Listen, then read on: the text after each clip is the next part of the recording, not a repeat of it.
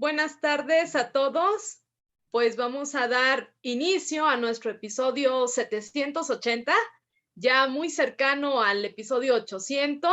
Les pedimos que todos esperen con mucha emoción cada uno de los episodios que faltan, porque pues por supuesto que aquí en nuestro tema de neurodiversidad vamos a tener temas muy interesantes.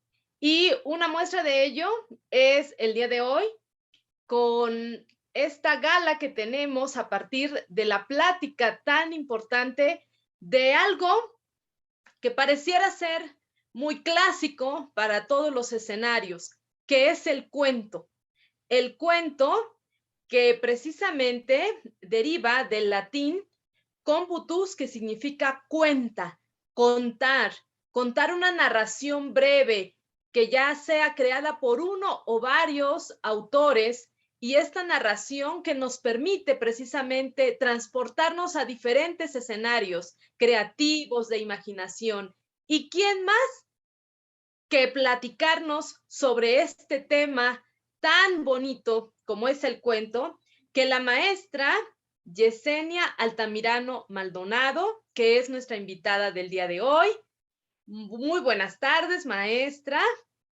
La maestra Yesenia es licenciada en Educación Especial, ella es promotora de cuento y también es líder de Yoga de la Risa.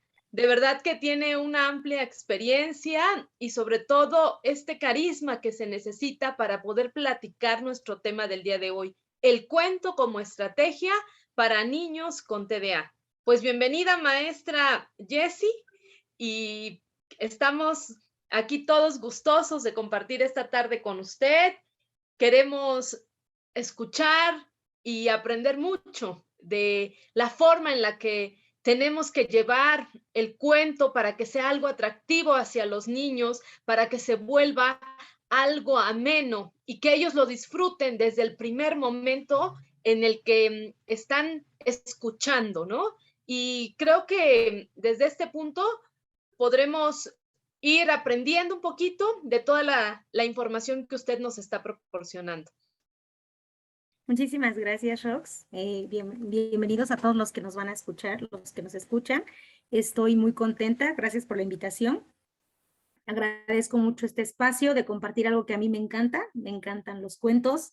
Amo leer cuentos, amo leer libros en general, y compartirlos con niños es fascinante, ¿no? Es fascinante desde el hecho de cómo miran, qué escuchan, cuáles son sus aportaciones.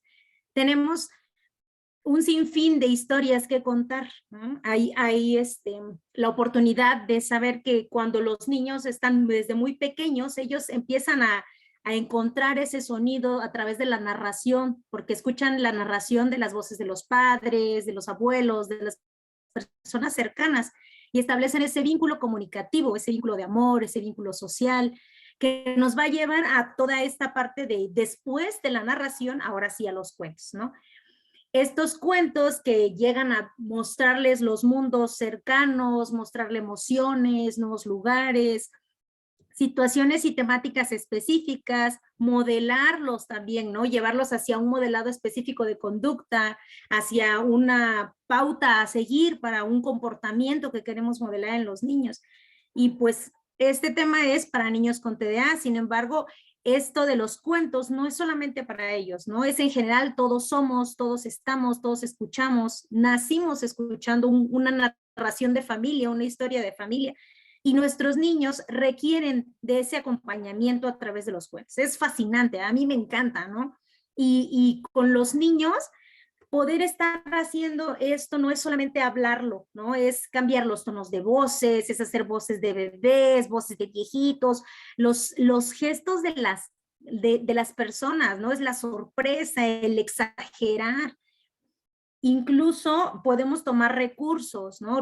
Recursos, no solo la imagen de un cuento, ¿no? Porque tengo cuentos que puedes mostrar. Este es de la temática de una niña que tiene dificultades en una enfermedad, que en este caso es como el cáncer, y ella llega a fallecer.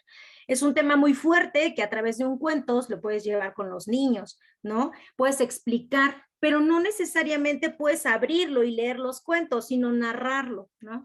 Está en nosotros el poder hacer esas narraciones, y bueno, Cuando nos vamos a niños con TDA que tienen como ciertas características específicas, que en este caso pues o son inatención o es mucho movimiento o es combinado, pues entonces tenemos que hacer uso de otras estrategias que pueden ser el plus para atraerlos, ¿no? Y que no quiere decir que los vayamos a sentar en una silla y que estén completamente fijos, cuando ellos lo que requieren es estar a la escucha y que les permitas esa libertad, ¿no? Y que ellos se sientan en ese resguardo, en ese amor, mientras tú les cuentas, les narras, ¿no? Un cuento. Y esto, pues, es parte de lo que hoy les vengo a contar. La verdad es que se Gracias. escucha, ay, perdón, Rox, se Adelante, escucha Fabi. muy, muy, muy padre el tema, los cuentos como tal, ya la maestra Jessie nos acaba de comentar, pues tiene una gran importancia justamente en el desarrollo de los niños, en el crecimiento y básicamente en este desarrollo de la imaginación, de todos esos procesos cognitivos, ¿no? O sea, los estamos llevando a memorizar, los estamos llevando a poner atención, aún no estén quietos, aún no estén sentados en el lugar. Cuando una persona está contando un cuento o estamos utilizando ese recurso, la verdad es que los niños aprenden mucho más fácil porque recuerdan mejor lo que se les está mostrando, ¿no? En ese momento. Entonces sabemos que el cuento realmente es una de las estrategias más completas, más hermosas, a mí me encanta muchísimo. Igual el meterte en los personajes cuando estás platicando con tus hijos, con tus alumnos, es algo que también no muchos lo hacen, a muchos les da pena, a muchos adultos les da pena hacer esa transformación. Sin embargo, sabemos que el cuento es una de las estrategias más importantes. ¿Qué nos puedes platicar, maestra Jessie, de esta importancia que puede tener el cuento en edades tempranas? O sea, ¿qué tan temprano tenemos que mostrarle los cuentos a los niños para que realmente tenga ese impacto en su desarrollo y en su madurez? Bien, fíjate que hay muchos ya estudios en los que hablan acerca de esta narración incluso desde el embarazo, ¿no? O sea, desde el proceso de gestación, el que tú les empieces a narrar, les va a permitir a los niños escuchar, empezar a tener esa vinculación de comunicación de la voz de quien le narra, ¿no? Principalmente son los papás, los abuelos. Y entre más pronto llegues a ese proceso, cuando son bebés, en el que empiecen a tocar las texturas, porque pues estamos en esta parte y etapa sensorial, entonces pues les permites que toquen el libro, que toquen las texturas. Hay libros que tienen unas texturas fascinantes, ¿no? Y que les puedes ir mostrando para que ellos vayan trabajando, pues les va mejorando el vocabulario, les va mejorando el aprendizaje, la memoria, la escucha, la comprensión. Los vas llevando a la etapa preescolar y te va siguiendo. Y cuando llegan a la etapa ya escolar y tú ya los adentraste en este camino, pues entonces ver un libro, ver una cuestión escolar en la que hay que leer, ya no les va a costar para nada, ¿no? Porque hay un referente que es más significativo, que es esta parte emocional y esta parte de conexión con la familia, ¿no? Sí. Creo que el punto medular es esa parte que dices, ¿no? La cuestión de la familia, cómo toma un cuento y puede hacer esa unión con su hijo, ¿no? Yo creo que en estas épocas ha habido mucho auge al uso del recurso del cuento para acercar familias a sus hijos, desde bibliotecas donde están, digamos que hay áreas específicos para bebés, donde ya tienen los primeros contactos con un libro y el papá pues se emociona y tiene ese contacto con su hijo, pero van creciendo y fíjate que eso se va perdiendo, no es que se vaya perdiendo, va cambiando también ese tipo de lectura, ¿no? Y al final en esta época tan moderna, donde el celular ha llegado a quitar el tiempo y a suplir un poco lo que es tener un libro físico, creo que esa conexión necesita regresar, porque una vez que la iniciaste como padre, a veces te cuesta regresar a esa etapa donde disfrutabas el cuento con tus hijos. Ahora que ya son más grandes o incluso que ya no son tan pequeños, a veces la rutina, la vida, y a veces los papás no se sientan por las prisas a leerles un cuento a pesar de saber los beneficios que tiene. Es decir, volver a reencontrarte con el libro como cuando eran bebés, ¿no? Por decirlo en una etapa de ya de 10, 11, incluso hasta de 7 ya en esta época, que he visto que están los niños más en un dispositivo que realmente en las aulas, ¿no? Y también la pandemia vino a hacer esto. Las recomendaciones para todos esos papás que hemos perdido esa conexión con los libros, cómo podemos volver a reencontrarnos y a estimularlos precisamente en casa para que no se pierda. Porque a lo mejor llega una etapa que dices, ya a los 6 ya lee, o a los 7 o 8 ya es independiente, ya lee, el papá ya no se acerca tanto al niño. Habrá quienes, la mayoría sí lo haga, pero que a esos que no, ¿qué recomendaciones les harías nuevamente para volver a acercarse a ese libro y al contacto con sus hijos, ¿no? Porque es lo que estamos viendo ahorita. ¿Qué nos cuentas? Fíjate que es un punto bastante importante y que en algún momento lo he platicado con padres, el hecho del modelaje, ¿no? O sea, somos papás, somos modelos, ¿no? Empezando por ahí, si yo antes de tocar los brazos de mi hijo, primero toco el teléfono o le presto más atención a un dispositivo, a una pantalla, etcétera, pues entonces ya estoy dando un mensaje, ¿no? Y en estos tiempos en los que estamos, en los que está la virtualidad, en verdad es complejo el sacarlos de ahí, pero no es imposible. Imposible no lo es. Entonces, los padres, lo que yo les diría o les recomendaría es regresemos a esta parte de la vinculación y el amor, ¿no? Porque yo desde mi amor te voy a dar esos 5 segundos, esos 5 minutos en que en vez de querer tocar un teléfono o en vez de querer prender una pantalla, me puedo acercar a ti, ¿no? Y a lo mejor no voy a leer todo el cuento, ¿no? Benito Taibo decía que hay que provocar, ¿no? O sea, yo leo un cuento y entonces me río, ¿no? Y a veces es, mira cómo está esto. Y el niño, ¿qué es, papá? ¿No? Y entonces, no te voy a decir, léelo, ¿no? O ¿ya viste? No, pobre, ¿qué le pasó? Ay, pues es que fíjate que pasó que hay un niño que hizo esto y que entonces le pasó, pero bueno, ya no te voy a contar más porque yo lo estoy leyendo, ¿no? Entonces, en esta parte de la provocación les va a permitir esa curiosidad y esa curiosidad va a generar que entonces el niño tome ese mismo libro, ese mismo cuento y empiece a mirar por qué papá se reía, ¿no? ¿Por qué le causó tanta gracia o se preocupó, ¿no? Y entonces va a empezar otra vez a establecerte ese vínculo, ¿no? También hay otra forma, para mí es muy bonito el hecho de cocinar, entonces ese es un momento pleno para muchos niños cuando se comparte con mamá, con papá, con la abuelita, y el empezar a lo mejor desde los instructivos y después llevarlos a los cuentos, les va a generar regresar, ¿no? A esta historia al contar cuentos. Hay libros que tienen ingredientes o recetas dentro de, hay una que se llama Las Lunas de Estambul, que es un libro grande, y en Las Lunas de Estambul viene un capítulo y al final vienen las recetas, ¿no? Entonces, puedes ir leyendo con los niños tú la historia, compartirla en familia, no solamente con los niños en vinculación, y ya de ahí preparemos una receta, ¿no? Qué sabroso y qué significativo es terminar o aterrizarlo en comer, ¿no? Que es otro de los placeres de la vida.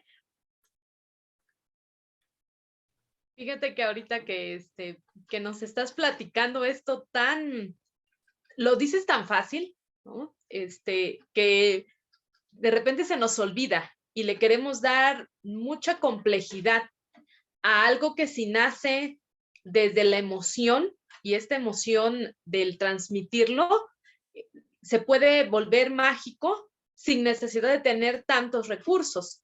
Claro. Y sobre todo también recordar que lo comentabas hace ratito, hay una y mil historias que contar. Y estas 1000 historias de las cuales se pueden platicar nos sirven en diferentes escenarios, no solo la parte escolar, sino para todos los escenarios de la vida. Yo recuerdo ahorita un cuento que se llama El cumpleaños de Toto. Toto es un perro, pero al momento de estar llevando como la secuencia de todo lo previo a la fiesta de cumpleaños, va narrando todos los elementos que necesitan hacer, pero desde las matemáticas. Entonces hay que considerar cuántas invitaciones, ¿no? ¿Cuántos invitados va a tener Toto? Y empieza a hacer mención de los amigos, los vecinos, 3 vecinos, 2 gatos, otro perro. De una vez que tiene invitaciones, ¿qué sigue? Pues las galletas, las croquetas, todo lo que va a llevar, ¿no? Los alimentos. Y después también todo lo que va a regalar, o sea, los gorritos para el cumpleaños, las serpentinas, los silbatos, pero todo es contar, o sea, todo va en relación al conteo matemático, pero los niños, cuando están escuchando el cuento, muy pocos se dan cuenta que están contando. en realidad están más emocionados por todo lo que están observando y la forma en la que se va narrando. De repente, perdemos también todas estas posibilidades que nos puede dar un cuento. Y ahora sí, maestra Jessie, digo, nuestros niños que presentan un trastorno de déficit de atención, ¿no? Y algunos más con hiperactividad, ¿cómo favorece este cuento a sus características y como esta estrategia para ellos? Fíjate que llega a favorecer de manera amplia y transversal, ¿no? Una como conducto para los contenidos. Nuestros niños requieren de textos pocos primero y mucha imagen, porque son de mucha imaginación. Entonces, el uso del cuento, que es el que lleva a estos pocos textos, les permite a ellos ir digiriendo la información de la mejor manera. Ahora, ya se fue como un conducto, puede ser para español, para matemáticas, geografía, historia. Por ejemplo, La gallinita que quería ver el mar nos habla de la historia de las 3 carabelas. O, por ejemplo, está el cuento de el viaje de los Magallanes, y es la historia de la ruta de Hernando Magallanes, pero a través del diario de un ratón que se fue dentro del barco, y que nos llevan a esos caminos de contarle y darles el tema a los niños sin que ellos estén metidos en que es una materia o en esto que los llega a saturar de información, de letras, y que no quieren, porque es lo primero que hacen. Ya, son muchas letras, no quiero, ¿no? Y entonces, pero si les llegas a través de los cuentos, las imágenes, ellos van incidiendo. Luego, otro de los beneficios es, pues, capta la atención. Hay libros que tienen, cuentos que tienen, estas imágenes en las que tú puedes observar cosas muy minuciosas, puedes trabajar la descripción, puedes trabajar todos los contenidos, puedes trabajar la agudeza visual, puedes favorecer al lenguaje, a la corrección del lenguaje, porque también puede trabajar, hay retahílas, hay cuentos en retahíla, hay una que se llama Que te pica la hormiga, que es súper divertida, y entonces va en ese sentido, o la del pollito pito para estimular lenguaje, favorece en cuanto a que el niño empieza a trabajar esta parte de la selección de lo que quiere escuchar y de lo que no. A pesar de que los niños están o en movimiento o en esta parte de inatención, también hay una parte muy importante en ellos, y que es el estar estimulando, el que ellos atiendan a ese estímulo que ellos quieren, ¿no? O sea, por encima de que se distraigan con facilidad, ellos quieran regresar y seleccionen, ¿no? Y en este caso, el cuento permite que el niño seleccione ese cuento porque le gusta, porque le llama la atención, y entonces estás desarrollando en el niño esta posibilidad de selección, ¿no? De elegir, de asumir la responsabilidad de elegir. Yo elijo esto y sí, veo que pasa la mosca, pero regreso a este cuento porque me interesa, ¿no? O estoy escuchando el recurso, ¿no? Entonces, permite que nuestros niños tengan esta memoria, la memoria visual, la memoria auditiva, la imaginación y la creatividad al máximo, ¿no? O sea, tú les das imágenes.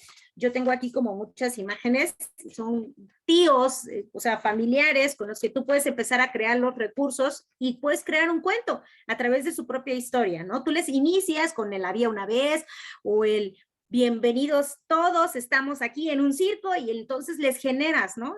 Gianni Rodari maneja como una serie de estrategias, por ejemplo, la del binomio fantástico, que es genial, en la que tú trabajas con 2 palabras completamente dispares y las juntas, ¿no? Y entonces de ahí puedes crear unas super palabras, un super cuento, una super historia, y vas generando y vas metiendo al niño en estos recursos de creación, de escritura. Te puedes ir a este plano a partir del cuento, ¿no? Los beneficios son inmensos.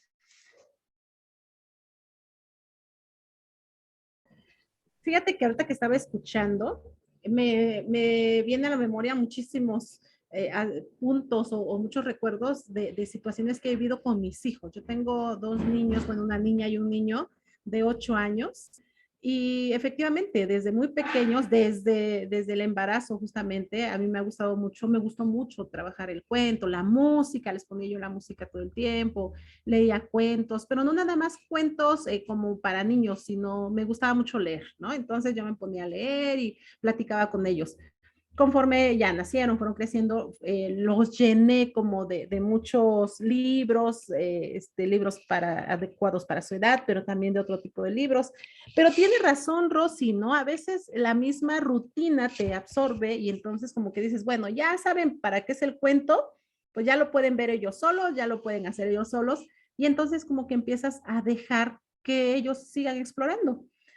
Efectivamente son demandantes porque saben que tú lo haces, saben que tú ya lo has hecho con ellos, entonces te siguen pidiendo que lo hagas, pero si no se estimula esa parte o si no se continúa, también empiezan a perder el interés, ¿no? A mí me ha pasado con mis hijos que cada vez que hay oportunidad, pues les regalamos un libro, o sea, sí un juguete, pero un libro también de diferentes, o sea, no necesariamente un cuento. Por ejemplo, el último que le regalamos a mi hija fue el de 100 mujeres maravillosas o extraordinarias, algo así se llama, que me encanta y la estoy comprando la colección porque yo quiero que ella vea, ¿no? O se refleje justamente en esas mujeres. Y mi hijo, que es un fanático de los animales, pues los animales más exóticos y así. No lo vieron, o sea, no le hicieron caso al libro cuando se los regalamos, pero justo ahorita, a esta edad, es uno de sus libros favoritos de los dos. O sea, hay etapas y a veces también eso perdemos de vista, que hay etapas en las que, como decías hace un momento, maestra Jessie, en las que los libros tienen que ser solamente imágenes, en otra cuando ya deben integrar el texto y otras cuando ya puede ser más texto que imágenes para su imaginación. Y bueno, de esa forma podemos trabajar muchísimos aspectos, ¿no? Como son valores, como es la conducta que acabas de comentar, pero también para que ellos comprendan que hay otras personas, hay otros niños que somos diferentes todos, vamos, ¿no? Y a mí me encanta, por ejemplo, también que soy profesora, que soy maestra, yo he trabajado también con algunos cuentos justamente en el grupo o en los diferentes grupos para trabajar, para que ellos se entiendan, para que el resto de los alumnos entiendan y comprendan a su compañerito que se distrae mucho o a su compañerito que sea comprensión de ellos, aceptar a la diversidad, ¿no? Por ejemplo, me gusta mucho una serie de animalitos que dice, por ejemplo, había una vez una liebre, ¿no? O había una vez un gatito, o había una vez un perrito, y habla básicamente, por ejemplo, de la liebre que es muy inquieta, del perrito que es muy juguetón, del gatito que es muy dormiloncito o que es muy pasivo, pero que aún así son animalitos iguales que todos y que pues nos tenemos que respetar. De esta forma, sabemos que el cuento como estrategia, pues es una de las mejores, como decíamos hace un momento, y bueno, nosotros podemos tomar esta estrategia como disfrute, pero vuelvo a repetir, muchas veces los niños lo ven como obligación porque nosotros como adultos así lo vemos también. ¿Qué nos puedes decir respecto a eso? O sea, ¿cómo podemos hacer ese cambio de panorama respecto al cuento o a la lectura como tal, para que sea un momento de gozo, un momento de disfrute, en lugar de un castigo o en lugar de una obligación nada más para cumplir en la escuela? Y fíjate que tiene mucho que ver con el concepto de idea de los adultos, ¿no? Creo que hay una frase que también me gusta mucho que dice que el verbo leer no admite el imperativo, ¿no? Ese Daniel Pennac lo decía y pues tiene razón, ¿no? No tenemos que asociar una cosa con la otra. Creo que tiene que ver con las experiencias de vida, pero si nosotros como adultos, como papás, como maestros, volteamos esa frase a decir, no es una obligación, ¿no? Tiene que ser un disfrute porque si lo hago obligado el niño jamás, ¿no? O sea, tú oblígalo a hacer algo y, ¿no? No lo va a hacer porque no quiere, porque está en otro momento, ¿no? Pero si tú le generas esa parte de la curiosidad, vuelvo a la curiosidad, ¿no? No los obligo, pero les siembro esa semillita, esa espinita de curiosidad, el ruido de estoy leyendo esta receta, pero no te la voy a compartir porque no la estás leyendo tú, la estoy leyendo yo, ¿no? O este sentido de volver a encontrarse en esta vinculación, porque en efecto, si llega a perderse ese encuentro con la lectura, ese encuentro con los libros, con los cuentos, es porque nos desvinculamos, ¿no? En este mundo de situaciones en las que ya todo es a distancia, porque desgraciadamente está sucediendo, nos estamos desvinculando. Y es el momento en el que más tenemos que establecer esos vínculos con los niños, con los adultos, ¿no? El vínculo que puedes establecer de madre a hija, ¿no? Por ejemplo, mi mamá y yo nos vinculamos a través de la lectura. Ella está a distancia, pero estamos leyendo el mismo libro, o nos mandamos un audiovoz de un cuento. Fíjate que leí esta frase que me encantó de este libro y te la comparto, y es un audiovoz, ¿no? O con las personas así, estoy en el trabajo, acabo de ver una nota del periódico, dice un mini texto, me causó gracia o me causó emoción, me recordó algo, un audio de voz, ¿no? Tenemos esa vinculación, es decir, no, estoy en el trabajo, pero me puedo vincular, ¿no? Mando la imagen, le mando hay muchos memes ahora como recursos, y memes de los mismos cuentos, ¿no? Entonces podemos hacer de un cuento, sacar los memes, aprovechar esa virtualidad para vincularnos, no para desvincularnos, ¿no? Y creo que eso va a generar que los padres empiecen a mirar ese panorama y vean que sí lo podemos hacer, aunque sea a distancia, pero sí se puede. Yo creo que esa es la clave, ¿no? Al final de cuentas, el que no son obligaciones, como la historia del padre también, porque muchas veces acabábamos el cuento y siempre, ¿no? Las palabras, ¿y quién es el personaje principal? ¿Y qué pasó? ¿Y qué harías? Como que son cosas que la historia del adulto la trae muy marcada por la época histórica en que fuimos educados a través de cualquier lectura, ¿no? Independientemente cuento o cualquier hecho escrito. Siempre te decían, el personaje principal, la idea principal, el personaje, ¿cuál es el nudo, el desenlace, ¿cómo se llama? El nudo y el desenlace. Y como que siempre queremos un producto de algo, cuando el disfrute es lo principal. Y yo he estado en esa generación donde mi hija leía y sí, acababas diciéndole, ¿y qué te pareció? Y esto y el otro. Entonces era como un examen. Y obvio que el niño no lo ve como examen, lo ve como un disfrute. Entonces a veces cerramos en esas partes, ¿no? Y ahorita que nos das esos recursos tecnológicos, pues ahorita veíamos, ¿no? En una sesión acerca del TikTok, que decía, bueno, cómo el TikTok hace un estudio de mercado y llega a los niños y llega a los adultos. Entonces el cuento puede, como dices ahorita, hacer memes, o sea, no es algo que lo tomes en contra, sino a favor de, y puedes retomar el cuento a través de esto. Vamos a hacer un cuento, un TikTok del cuento, o vamos a hacer un TikTok de lo que acabamos de leer, y el niño ya no lo ve como examen, lo ve como un disfrute y lo vinculas con su época histórica. Y el adulto es el que tiene que desapegarse de su etapa histórica, donde tienes todo ese tipo de corrientes, donde siempre se buscaba un producto de algo que a lo mejor debería ser un disfrute. Y obvio que el padre debe estar consciente de los beneficios. Sin embargo, a veces los productos tienen que venir de la nada, o sea, incluso del mismo niño, ¿no? Y creo que eso es lo que muchas veces acaba en siendo obligación al niño, porque pues sí, hemos cometido el error, no pasa de que ven, vamos a leer un cuento porque te estoy viendo que no estás haciendo nada. Y ya el niño ya no estoy respetando el interés, no estoy viendo esas pautas que tú nos das, ¿no? De que, ¡ay, qué divertido! Ja, ja, ja. O sea, imagínate, un recurso tan fácil que no cuesta ni una pelea y que el niño a la vez dice, bueno, me dejó la duda, y al final diga, a lo mejor te diga, ¿por esto te reías? O sea, pero ya a lo mejor ya lo moviste, ¿no? Y creo que esa parte es muy importante de rescatar. Y muchas cosas que nos has comentado, creo que como padres tenemos que ir rescatando, haciendo nuestra lista. Y ¿sabes qué me gustó cuando te hacían la presentación? Bueno, tú fomentas la lectura y creo que tienes las pautas. A lo mejor los padres también fomentamos la lectura, ¿no? Hacemos esas cuestiones de llevar a muchos la lectura, y a lo mejor es en la casa. Y creo que esos escenarios nos van a favorecer. Ahorita decías, yo leía en una reseña que nos mandaste, ¿no? Los cuentos no son exclusivos, ni discriminan, no dicen son TDAH o no son TDAH. Sin embargo, creo que sí el papá tiene que estar muy consciente, porque a veces tenemos también en esa historia el decir, siéntate, vamos a leer un cuento, cuando a lo mejor el movimiento, como haces el cambio, que decías, el cambio de voz, el cuerpo, esa parte va a involucrar esa vinculación y acabar con los estigmas de que tienen que estar sentados para poder recibir, si no están poniendo atención. Y creo que esos mitos son importantes romper. Acerca de esto, ¿qué otros consejos nos podrías dar para que no pidamos lo mismo? O sea, te imaginas que le estás pidiendo a alguien que no se mueva cuando su naturaleza es moverse, pero el cuento como movimiento, ¿qué otros recursos podemos utilizar en movimiento? Y sobre todo en cuestiones de tiempo de pescar atención, ¿no? O sea, como que los tonos, no sé, altos, bajos, algo que nos puedas compartir.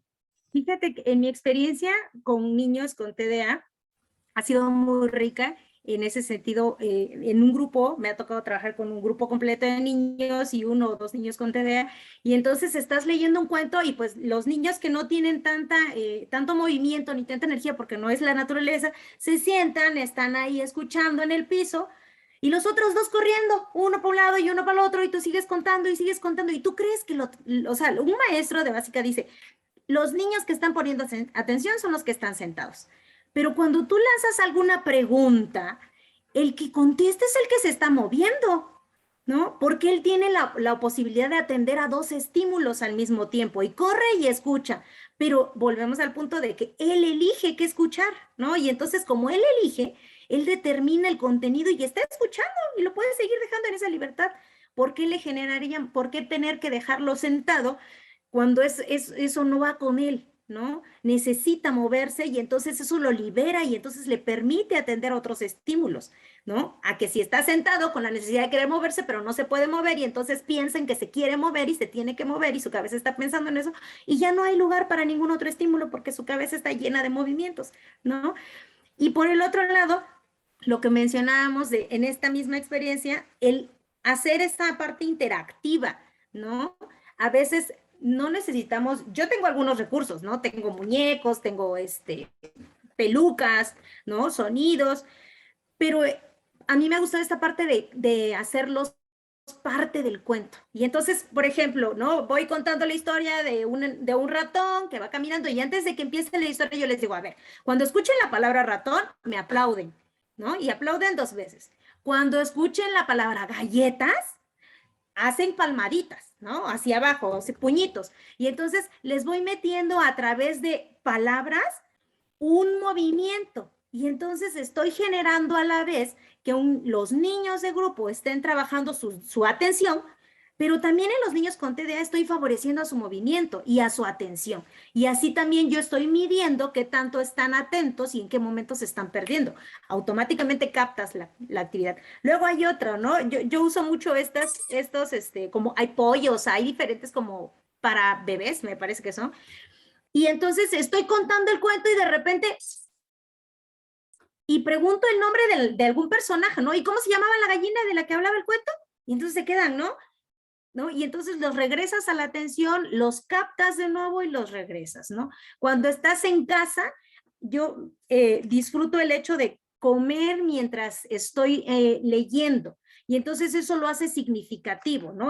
Pongo unas papitas, hice unas manzanitas, unos coctelitos, y entonces están sentados los niños, mis sobrinos, ¿no? Y entonces estoy contando y estamos en la papa mientras yo les cuento una historia y les voy enseñando y fíjense que va empezando así la historia. Y a ver, ahora, ¿tú qué crees que pasó? Ya ni siquiera es... O sea, solamente los vas orientando y guiando a través de las imágenes y ellos dicen, no, pues le está entregando una carta. ¿Y qué dirá la carta? Y entonces te vas llevando al niño en esta parte del cuento y se va vinculando y se va vinculando y al rato ellos están sentados y tú estás leyendo y ya la papita quedó ahí como en tercer término y hasta el final están terminando sus papitas, sus galletitas, su frutita y se vuelve significativo porque no están pensando en esa monotonía, en esa rectitud, ¿no? En ese encajonamiento, sino están pensando en ese disfrute y en ese goce. Recordemos que esto del placer y del gusto, pues tiene que ver con la serotonina, con la dopamina, con el efecto de la alegría y que si es un evento significativo, toda la vida lo voy a recordar, ¿no? Y voy a recordar a esa maestra de historia que me contaba las historias como cuentos fabulosos y que la tengo aquí presente en mi cabeza desde la secundaria, ya tengo 30 años, ¿no? Y sigo amando esas historias porque ella las narró de una manera muy hermosa, ¿no? Y no solamente fue ese encajonamiento. Fíjate que híjoles, acabas de decir muchísimas cosas importantísimas y encantadoras que nos gustaría mucho que los maestros que tienen algunas dificultades justamente para entender todo esto que acabas de decir, pues lo escuchen, ¿no? ¿Qué es lo primero que rescato y que se me hace súper importante porque creo que lo vivimos a diario? Es esta cuestión de nuestros niños con movimiento, ¿no? A veces siento que algunos maestros de educación regular no se quejan tanto por el que se mueve, sino por el que se distrae, o sea, se distrae porque se mueve fulanito, ¿no? Es que me está distrayendo a todo el grupo. Entonces, básicamente es como la queja de que todo mi grupo no me está poniendo atención porque Fabiola está brinque y brinque, o Fabiola se está tirando en el piso, se la pasa tirada en el piso y todos lo están viendo, todos se ríen, y como está captando la atención de todos, pues lo hace más, ¿no? Obviamente porque es un estímulo. Entonces, esta cuestión es como de cambiar esa mirada de los docentes, de decir, bueno, se está moviendo, es platicar con los compañeritos. A ver, recuerden que Fabiola es muy inquieta, que ya se mueve, pero ustedes no le hagan caso, ella está poniendo atención también, pero ella necesita moverse para poner atención. Desde el momento en que se les explica a los niños lo comprenden perfectamente y ya no se distraen. Pero ese es uno de los grandes problemas que tienen muchos maestros de educación regular, y por eso quieren tener a todos sentados, derechitos. Mírame para que yo sepa que me estás poniendo atención, porque si no me estás viendo, no me estás poniendo atención hasta eso, ¿no? Y bueno, ahorita lo que acabas de comentar, maestra, es importantísimo. Y el otro aspecto también súper importante es esta parte del disfrute que acabas de comentar.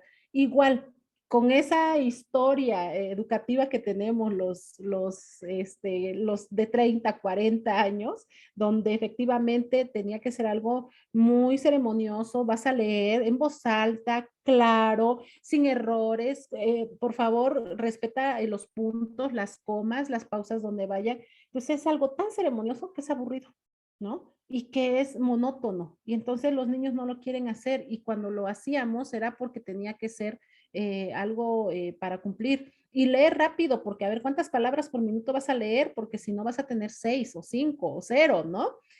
Todas estas implicaciones de obligación es lo que hace que muchos adultos actualmente rechacen la lectura, y que desafortunadamente seguimos repitiendo ese ciclo. Fíjense que dentro de mis anécdotas que tengo con mis hijos, por cuestiones de mudanza, guardé en unas cajas muchos libros. Yo tengo mucho libro y apenas lo descubrieron. No tiene mucho que descubrieron las cajas y empezaron a revisar, y ellos parecía que eran regalos. Y mira cuál está aquí. Y mire, y empezaron a escoger, cada quien escogió, yo quiero este. Yo dije, bueno, los voy a dejar. Lo único que les dije fue, por favor, al final me recogen lo que no quieran ocupar. Ya cuando me di cuenta, mi hija estaba emocionadísima leyendo que Tlatelolco, ¿no? Los estudiantes de Tlatelolco del 68, por ahí encontraron el libro de la historia de Mahoma, y estaba feliz leyendo cómo nació Mahoma, por ejemplo. O sea, yo a lo que voy es que creemos que los niños solamente tienen interés en cuentos de niños. Y cuando encuentran libros que parecieras que no son interesantes para ellos y los empiezan a leer, también aprenden muchísimo. Entonces, como adultos creo que nos tenemos que permitir también disfrutarlo nosotros y permitir que nuestros hijos disfruten. Obviamente tenemos que vigilar, ¿no? Que lecturas que no sean como tan abruptas para ellos, pero si lo pueden leer, lo pueden disfrutar. Entonces yo creo que son puntos bien importantes, maestra Jessie, que pues al final de cuentas van a permitir que los niños regresen a la lectura, y pues bueno, poco a poco también vayan aprendiendo más sobre todos los textos, no únicamente el cuento, ¿no? Y fíjate que algo que no quiero que se me pase es esto que tú acabas de rescatar, ¿no? El hacer evidente lo que no queremos hacer evidente, ¿no? Tenemos a niños que está sentada y el maestro está explicando la clase y el niño, mira las cortinas, ¿no? Las cortinas tienen unos monitos de dinosaurios, ¿ya los vieron? ¿No? Y entonces todos voltean a las cortinas, ¿no? Y el maestro, ¿qué hace? No le hagan caso, ¿no?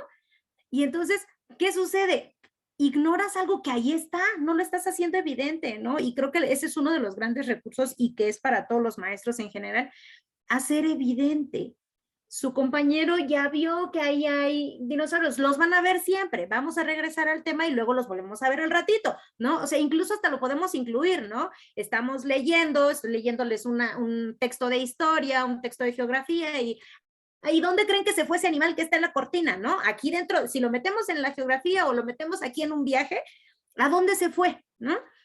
Y entonces hacer esa evidencia del recurso que está virando el otro niño, y entonces ya no es fuera de, ¿no? Ya está dentro de, y entonces no se omite, se hace evidente y se permite que el niño lo pueda estar mirando y los demás se sientan acompañados. ¿no? Y esta parte de los recursos que pueden haber con otros libros que no son cuentos son fascinantes, ¿no? Hay libros de historia, de geografía, que si tú los llevas a contar, obviamente que va a necesitar una guía, que es el tutor, el maestro, el papá, pero que si lo va haciendo interactivo, hay, por ejemplo, historia y geografía que a veces son muy complejos para los adolescentes, pero si tú les vas diciendo que fíjate que está contado, ¿no? Esta fue la ruta y entonces sacas el mapa y entonces a ver, cada quien fíjese cómo va, por dónde usted pasaría o hacia dónde vamos y en esa interacción ya se genera esa parte significativa y ya aprendió, porque no lo está leyendo así tal cual, ¿no? En una hoja que tiene 20,000 letras y que pues obviamente que pues mi atención no puede focalizar todas, ¿no? Y entonces este es otro recurso que se puede utilizar con ellos, ¿no? Y es fascinante, ¿no? La ruta, esas rutas me encantan a mí con los niños, sí. Pues, antes, pero se me olvidó preguntar algo, nada más. ¿Consideras importante que en cada hogar exista un espacio exclusivo como para la lectura o que como que en varios lugares existan, ¿no? Esas oportunidades o se les den esas oportunidades a los niños?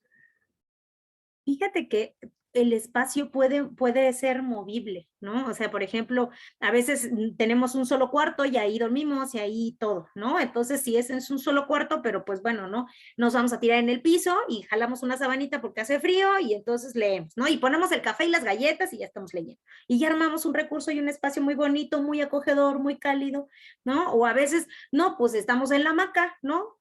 Y entonces, si es un niño más grande, pues el niño lee y el papá escucha, ¿no? O si estoy lavando, necesito leer una receta o necesito leer algo, pues entonces el otro lo lee y yo lo escucho, ¿no? O yo lo leo en la noche, lo converso, pero que más que el espacio es el hábito, ¿no? O sea, generar el hábito en donde sea, ¿no? Hay un meme precisamente que dice que es como es esta parte de todas las posiciones que hay para la lectura, en todos lados, ¿no? En el piso, en la cama, en el sillón, en el estudio, en donde quieras, pues, no sé, todos los lugares son perfectos siempre y cuando generes ese ambiente de calidez y ese ambiente de cobijo para que entonces sea un espacio adecuado. Así solo sean 2 sillitas, pero bajo del árbol. El espacio puede generarse. Quienes tenemos ese espacio, pues está fabuloso, porque lo puedes llenar de objetos, lo puedes llenar de recursos. A veces cuando había fiestas, porque ahorita pues ya no hay por la pandemia, pero cuando había fiestas, en las fiestas te daban que el gorrito, que los lentes, que la pipa, ¿no? Y yo era de esas señoritas o señoras que van agarrando todos los recursos y entonces los guardan en una bolsa y en verdad yo tengo una bolsa llena de recursos de estos porque que el sombrero loco, que los lentes así grandotes, ¿no? Y entonces se van viendo para que cuando leas, pues vamos a ponernos cada quien un sombrero o un gorrito y vamos a jugar a la magia, ¿no? Crear esa magia con los recursos que se tienen, ¿no? Pues definitivamente que esta tarde ha sido muy amena, muy grata. Nos dejas ávidos de seguir disfrutando de la lectura, del cuento. Me parece que algo que se ha perdido es que generaciones anteriores a la nuestra también llevaban siempre un libro en su bolso, ¿no? Una revista. Y para ir a los lugares donde se tenía que hacer largas filas o tenías que esperar, siempre encontrabas a algún adulto que estaba leyendo y era un referente, o sea, directamente un referente para las otras generaciones. Creo que yo puedo decir que aprendí a leer, me gustó mi experiencia del cómo aprendí a través de cuentos. A mí me gustaban las historietas, las historias, y yo agradezco que me enseñaron a leer con Memín Pingüín. Entonces, fue fascinante y fue el amor a la lectura, ¿no? A partir de esto, tú nos acabas de decir muchas cosas que de verdad es importante tener presente para que este hábito continúe para las próximas generaciones y de verdad tengamos grandes lectores apasionados de disfrutar todas las maravillas, toda esta experiencia creativa, recreativa y de imaginación que nos lleva el leer. Muchísimas gracias, Jessy, de verdad, un placer haber contado este momento contigo. Nos gustaría en otro momento también compartir otros temas, de verdad, muy, muy agradable la tarde. Nosotros pues estamos, ya saben ustedes, síganos desde nuestras redes sociales, TDH Oaxaca, y a ti, maestra Jessy, te podemos buscar por redes sociales, ¿cómo te podemos seguir? Pues a través del Facebook, que es el que tengo, que es con mi nombre, Yesenia Altamirano Maldonado, y pues bueno, ahí se comparten algunas ideas o incluso se comparten videos de otros ejercicios o situaciones que se puedan trabajar con niños de parte de la USAER en la que trabajo, entonces ahí nos podemos encontrar. Gracias. Pues muchas gracias. Gracias, maestra Jessy, y pues gracias a todos también.